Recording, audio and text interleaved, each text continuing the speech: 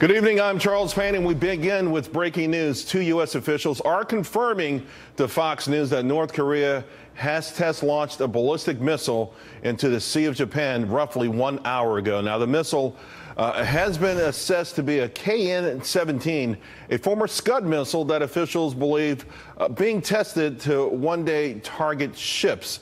I want to bring in Jessie Jane Duff because, Gunny, the U.S. test fired a Boeing missile. In fact, it was a $40 million Minuteman III. It went 4,200 miles all the way to the Marshall Islands. We fired it from Vandenberg Air Force Base in California. That is an amazing show of strength and ability from America, distinctively aimed strictly at North Korea, and yet just 2-3 days later, they laugh at this administration. Exactly. They laugh at America. What can be done? What we have to recognize is that just because their missile only went 25 miles, South Korea, Seoul, is only 36 miles away. They don't have to go far to kill one of our closest allies. So what do we have to do? There's multiple things on the plate. Right now, we have to make sure that they understand that our military is surrounding them, that they will be hit hard and slapped hard by the United States military if they should even breathe on one of our aircraft carriers, if they should even breathe on our allies. We have to show strength now, because the era of patience is now over, just like Secretary Tillerson already said. Well, let me ask you on that note, Jessie Jane, do we wait for them to attack and counterattack? Or is there anything preemptive we should be considering right now? Because the administration continues to say all options are on the table.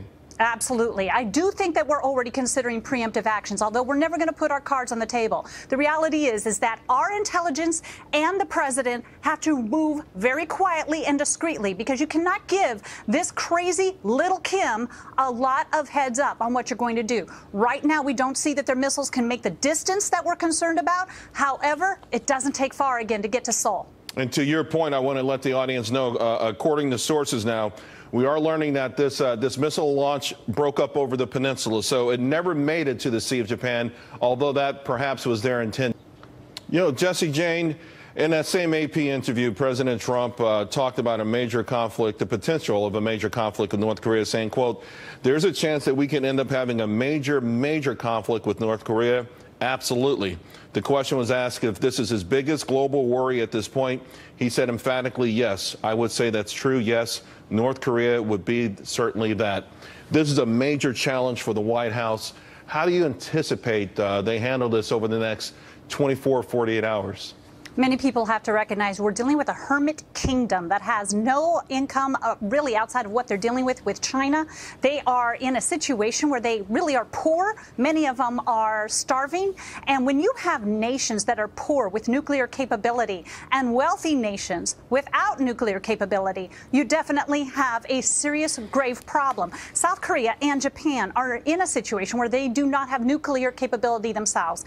Japan is absolutely trying to build up their defense systems because they want to be able to now defend themselves. And that's going to require negotiations with the United States, because they were not capable of doing that after World War II. However, under this situation, Japan is obviously going to have to leverage up and build up their military at the same time. When you start having nuclear power in a location surrounded by countries without nuclear strength, this is critical. It's devastating. It's horrific. Syria, right, at a minimum, we don't see the nuclear weapons. Yeah, there's no doubt that Japan probably would like to ditch the pacifist constitution that was foisted upon them after the defeat in World War II.